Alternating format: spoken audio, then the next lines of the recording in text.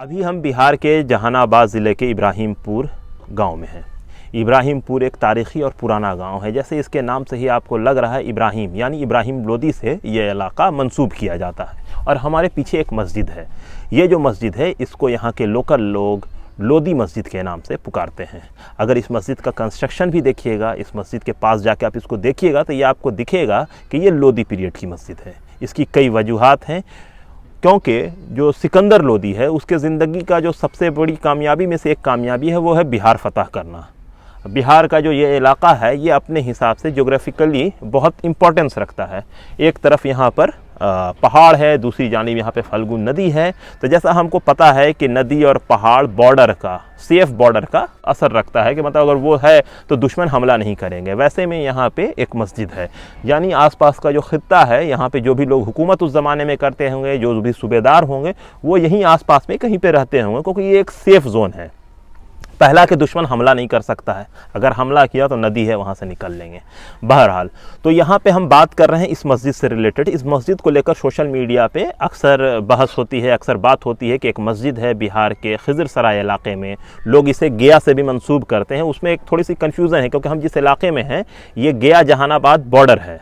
बगल ही में यहाँ पे बराबर का केव है, थोड़ी दूर पे, कुछ किलोमीटर दूरी पे गया की जानिब। वो तारीख़ी 2300 साल पुराना केव है और दुनिया का मतलब सबसे पुराने सर्वाइविंग केव्स में से एक है। वैसे में ये यहाँ पे एक मस्जिद है। यहाँ पे बहुत सारे लोग आते हैं इस मस्जिद को देखने के लिए। एक तारीख़ी मस्जिद, आसपास में कोई आबादी नहीं है और लेकिन मस्जिद है, तो इसका ये मतलब समझ में आता है कि कभी यहाँ पे आबादी रही होगी। और उसकी दो वजह है। पहले बगल में नदी है, नदी मतलब वहाँ पे इंसान के होने का बहुत इम्कान होता है, क्योंकि पानी है।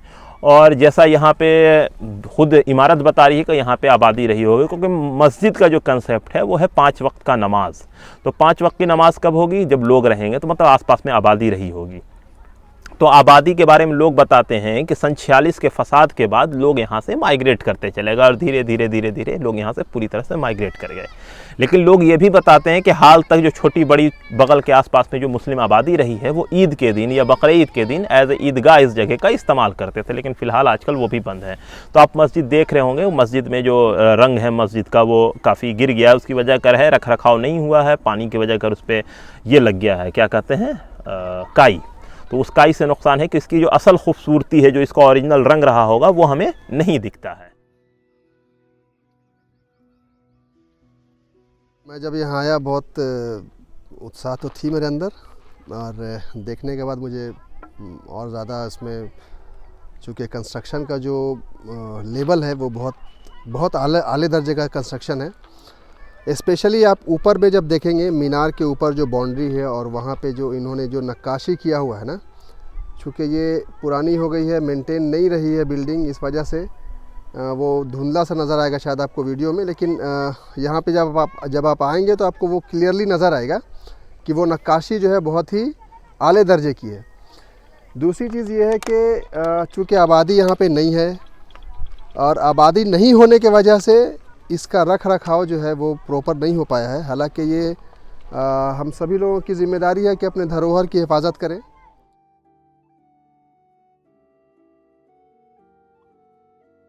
यहाँ तो मैंने इस मस्जिद के बारे में सुना था अपने दोस्तों से, मगर कभी आए नहीं थे। गया में जो मस्जिद है वो इतनी पुरानी मस्जिद गया में नहीं है। आप जामा मस्जिद को ही ले लें तो शायद इतनी पुरानी मस्जिद नहीं है। इसके डिज़ाइन जो है, स्ट्रक्चर जो है वो काफ़ी पुराने ज़माने के देखने से पता चलता है। और गया की जो मस्जिदें हैं वो सारी मतलब नए ज़माने की हैं। और यहाँ पे जो बनावट है इसकी ईंटें और गारा से, चूना गारा से, तो ये काफ़ी पुराने ज़माने की लगती है। तो गया की मस्जिदें इतनी पुरानी नहीं हैं। यहाँ पे नगरदुन्नी पहाड़ है, वहाँ पे आए हम लोग, तो उसी सिलसिले में इधर घूमते हुए आए तो फिर पता लगा कि यहाँ पे एक मस्जिद भी है। इस मस्जिद को देखने के बाद हमें यह महसूस होता था कि ये बाबरी मस्जिद जैसा याद आता था। तो फिर यही सोच रहे थे कि यहाँ पे कुछ न कुछ आबादी हो जाए या फिर यहाँ पे मदरसा हो जाए, क्योंकि यह मस्जिद जो है, मस्जिद को देख रेख किया जा सके। ऐसा तो कुछ काम तो हुआ नहीं अभी तक। बस यही है कि इस मस्जिद के बारे में सबको इन्फॉर्मेशन दिया जा रहा है। इस सिलसिले में सुन्नी वक्फ बोर्ड के अध्यक्ष मोहम्मद इरशादुल्लाह खान, उनको भी इन्फॉर्म किया गया था। वो आए भी यहाँ पे, और हम लोग सोशल मीडिया के के ज़रिए मतलब कि इस इंफॉर्मेशन को देते रहें। इसी तरीके से आप भी आए यहाँ पे। इस मस्जिद के बारे में हम सिर्फ 1 साल से जान रहे हैं, इससे पहले हम नहीं जानते थे। आसपास के बस ये इन्फॉर्मेशन हुआ कि यहाँ पे एक बताया गया कि हाँ ये लोदी मस्जिद है और पास में यहाँ पे है इब्राहिमपुर और एक मुस्लिम गांव है यहाँ पे जफरा। बगल ही में गांव पड़ता है, तो वहाँ के एक साथी हैं जिनका नाम है मोहम्मद नाजिश। तो उन्होंने पहली बार इस मस्जिद का जो है फ़ोटो तस्वीर फेसबुक पे डाले थे। तो वो बोले थे कि मतलब ये मस्जिद देखिए, मतलब हमारे संस्कृति का हिस्सा है, धार्मिक हिस्सा तो है ही, साथ में संस्कृति का हिस्सा है। लेकिन इस मस्जिद का हाल वो बता रहे थे कि इतनी अच्छी मस्जिद है लेकिन फिर भी इसका देखभाल अच्छे से नहीं हो रहा है। तो फिर वो नादिस भाई और हमारे मुकीम भाई भी यहाँ पे हैं। इन लोगों की मेहनत की वजह से हम लोग भी जान पाए। फिर हम लोगों ने मिल करके मतलब एक प्लान बनाया कि क्यों नहीं मतलब इस चीज़ को मतलब और लोगों तक पहुँचाया जाए ताकि इसका कुछ संरक्षण हो सके। तो इस सिलसिले में जैसा कि मुकीम भाई ने बताया कि यहाँ पे वो वक्फ बोर्ड के चेयरमैन भी आ चुके हैं। चूँकि ये एतराफ़ का जो हिस्सा आपको नज़र आ रहा है ये पूरा हिस्सा जो है वक्फ बोर्ड के अंदर में आता है। तो हम लोगों ने कोशिश की कि मतलब अगर वक्फ बोर्ड के चेयरमैन आते हैं तो शायद इनको इस मस्जिद को संरक्षण मिले, और इस मस्जिद को संरक्षण मिलना भी चाहिए क्योंकि ये मस्जिद जो है हमारे धार्मिक हिस्सा के साथ साथ सांस्कृतिक हिस्सा भी है। और यहाँ पे आप देख सकते हैं चारों तरफ बराबर की पहाड़ियाँ हैं और बहुत सारी क्या बोलते हैं बौद्ध धर्म जैन धर्म से भी रिलेटेड स्थल भी हैं। तो ऐसे में मतलब ये जो मस्जिद है यहाँ पे ये भी हमारे संस्कृति का हिस्सा है, इसको संरक्षण मिलना चाहिए। आज से मतलब 2 साल पहले तक यहाँ पे वो ईदगाह हुआ करता था, नमाज हुआ करती थी, लेकिन फिर धीरे धीरे आबादी घटती गई और लोग मतलब आना जाना बंद कर दिए। तो थोड़ा बहुत काम हुआ, जैसे कि अब कहीं पे कुछ टूट गया है तो उसमें अपने तरफ से सीमेंट लगा करके, और जैसे अंदर में गेट नहीं है तो लकड़ी का गेट लगा करके उसको बना दिया गया, लेकिन प्रॉपरली तौर से इसको अच्छे से संरक्षण में नहीं लिया गया जो कि होना चाहिए। ऐसे तो हम यहीं के करीबी हैं, यहाँ से लगभग मेरा 10 किलोमीटर दूरी पे घर है, बेला स्टेशन के पास में। गांव का नाम है हसनपुर। लेकिन हम इधर बहुत पास ही में आते हैं, लेकिन नदी है बगल में, नदी का इस तरफ नहीं आ पाते हैं, नदी का उस तरफ ही आना होता है, उधर ही से वापस हो जाना होता है। लेकिन कुछ दोस्त यहाँ आए थे, कैसे पता नहीं, घूमते घूमते उनको पता चला, इस मस्जिद के बारे में पोस्ट डाला फेसबुक पे, तो हमको जानकारी मिली। तो फिर हम यहाँ पे लगभग 5 रोज़ कबल यहाँ पे आए थे। तो यहाँ पे जब मस्जिद में आए तो देख करके बहुत ही अफसोस हुआ यहाँ के हालात देख करके। जो मतलब पुरानी मस्जिद, इतना ऐतिहासिक मस्जिद इस तरह से वीरान पड़ी हुई है, टूट रही है, खंडहर बनती जा रही है, इसको देख करके बहुत अफसोस हुआ। यहाँ पे जब आए तो देखे कुछ जो इस्लाम में नापाक जानवर जो होते हैं वो भी जानवर इस मस्जिद में एंट्री मार रहे हैं, उसको देख करके बहुत अफसोस हुआ हमको।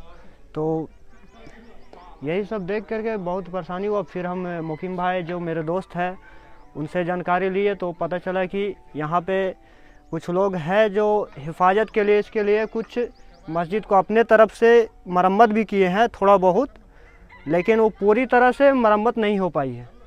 तो इसके लिए यही अपील है हुकूमत से कि थोड़ा इस पर ध्यान दिया जाए और इसको दार्शनिक के तौर पर इसको डेवलप किया जाए कि लोग बाहर से आ करके यहाँ पे इसको देखने के लिए दूर दूर से आए।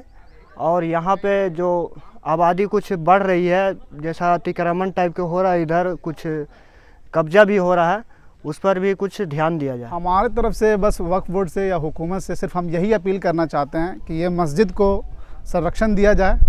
और अभी अगर देखा जाए तो मस्जिद का जो मेन स्ट्रक्चर है बचा हुआ है, अगर हुकूमत चाहे या वक्फ बोर्ड चाहे तो इसको बचाया जा सकता है। बस ये बचे और इसको आबाद किया जाए, यही हम लोगों की ख्वाहिश है। धरोहर सभी का होता है, किसी ख़ास फ़िरक़े का या किसी ख़ास मज़हब का नहीं होता है। धरोहर जो है वो सबके लिए होता है, क्योंकि उससे आपकी आइडेंटिटी पहचानी जाती है, आपका कल्चर पहचाना जाता है। इसलिए ये हम सबकी ज़िम्मेदारी है कि हम इस चीज़ को कितना ज़्यादा अच्छे से प्रिज़र्व कर सकते हैं, रख रखाव कर सकते हैं। तो मैं ये यहाँ के लोगों से ये दरख्वास्त करता हूँ कि, और सरकार से भी बोलता हूँ कि भाई आप ज़रा इस पर ध्यान दें, इसकी पूरी बाउंड्री टूटी हुई है, ज़रा थोड़ा इसका रख रखाव पर आप लोग काम करें। काफ़ी मतलब खूबसूरत, काफ़ी वसी, काफ़ी बड़ी मस्जिद है। और इस मस्जिद को अगर आप समझना चाहें तो ज़्यादातर लोग यहाँ पे नहीं आ पाए होंगे, लेकिन दिल्ली बहुत सारे लोग गए हैं। दिल्ली में बहुत सारी मस्जिद लोगों ने देखा है। चाहे आप चले जाइए जामा मस्जिद, चाहे चले जाइए आप मस्जिद मोट, चाहे आप चले जाइए और भी जितनी भी बड़ी पुरानी मस्जिद है, या भोपाल आप गए होंगे ताजुल मसाजिद चले जाइए या मोती मस्जिद चले जाइए, तो उन तमाम मस्जिदों की एक खूबी है। मस्जिद का क्या है कि उनका जो चारों कोना है उसको थोड़ा ऊंचाई पे बनाया गया है और चारों को उसका जो सरफेस है उसको इतना मजबूत किया गया है और थोड़ी ऊंचाई पे बनाया गया है कि कभी बाढ़ आए, कोई ऐसी चीज़ हो तो मस्जिद को मतलब बेस को नुकसान नहीं हो। फिर उसके ऊपर मस्जिद का कंस्ट्रक्शन हुआ, तो सेम ऐसे ही ये मस्जिद भी है, इसका भी कंस्ट्रक्शन उसी तर्ज पर हुआ है। तो ये जो मस्जिद है मुझे पहले लगा था कि ये पत्थर की बनी हुई होगी, क्योंकि आसपास में पहाड़ है, पत्थर बहुत है, लेकिन ये मस्जिद पत्थर की बनी हुई नहीं है, ये मस्जिद ईंटे की बनी हुई है। फिर चूना और गारा का जो इस्तेमाल होता है उसको बखूबी इस्तेमाल किया गया। इसके अलावा इसके ऊपर काफ़ी खूबसूरत नक्काशी की गई है। लेकिन प्रॉब्लम ये हुआ है कि यहाँ पर आबादी नहीं है, तो लोग यहाँ पर आके बैठते हैं, अपना अपना मतलब आराम करते हैं। लेकिन उसके साथ है कि कुछ असामाजिक तत्व भी हमारी सोसाइटी में होते हैं।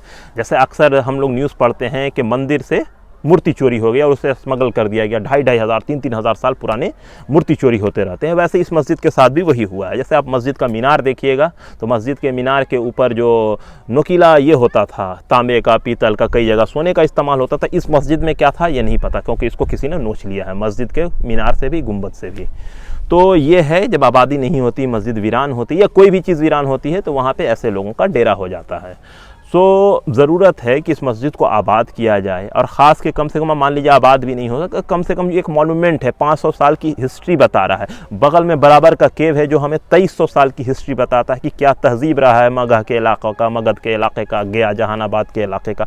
वैसे भी ये मस्जिद भी उसी इतिहास को और मजबूती प्रदान करता है कि पिछले 500 साल पहले यहाँ पर एक इमारत बनी थी। क्योंकि आज की डेट में जो नई इमारत बनती है, टूटती है, लेकिन ये आज भी 500 साल से कायम है। बराबर का गुफा पिछले 2300 साल से कायम है। तो मतलब किसी न किसी उसकी एक खूबी है जो आज भी ये सरवाइव कर रहा है। तो हम जैसे लोग, जो हम लोग पॉजिटिव सोचते हैं और हम अपने आप को ये कहते हैं कि हर चीज़ बचनी चाहिए, तो हमारी ये जिम्मेदारी है कि ऐसी चीज़ों का डॉक्यूमेंटेशन करें, इन चीज़ों को बचाएं, प्रिजर्व करें और इन सारे इलाके को इस तरह से डेवलप करें कि पूरे हिंदुस्तान से, पूरी दुनिया से टूरिस्ट यहाँ पे आएँ। उससे ये होगा कि ये पूरे इलाके में सड़क अच्छी बनेगी, टूरिस्ट स्पॉट होगा, लोग यहाँ पे आएंगे देखने के लिए अपने मॉन्यूमेंट्स को, तो आसपास के लोगों को रोज़गार मिलेगा। तो इसका कई यूज़ है। तो हुकूमत को भी, ASI को भी, सुन्नी वक्फ बोर्ड के अंदर में है तो सुन्नी वक्फ बोर्ड को भी, और लोकल जो कम्युनिटी आसपास में यहाँ पे रह रही उनकी भी ये जिम्मेदारी है कि वो अपने धरोहर को, अपने मॉन्यूमेंट्स को और अपनी चीज़ों की हिफाजत करें, उसे बचाएं, प्रिजर्व करें। वरना आने वाली नस्लों को हम सिर्फ कहानियों में सुनाते रहेंगे कि हमारे बुजुर्ग ये थे, शेरशाह ये गुजरे हैं, सिकंदर लोदी वो गुजरे हैं, सम्राट अशोक वो गुजरे हैं, मौर्य एम्पायर ये था। उनकी निशानी तो कुछ बचेगी नहीं, धीरे धीरे हर जगह ख़त्म हो रही। तो ज़रूरत है कि उसको प्रिजर्व करें। यूरोप में हर हिस्ट्री को प्रिजर्व किया जाता है, वैसे हम हिंदुस्तानियों को, बिहारियों को और मगह के में रहने वाले लोगों को भी अपनी हिस्ट्री प्रिजर्व करनी चाहिए।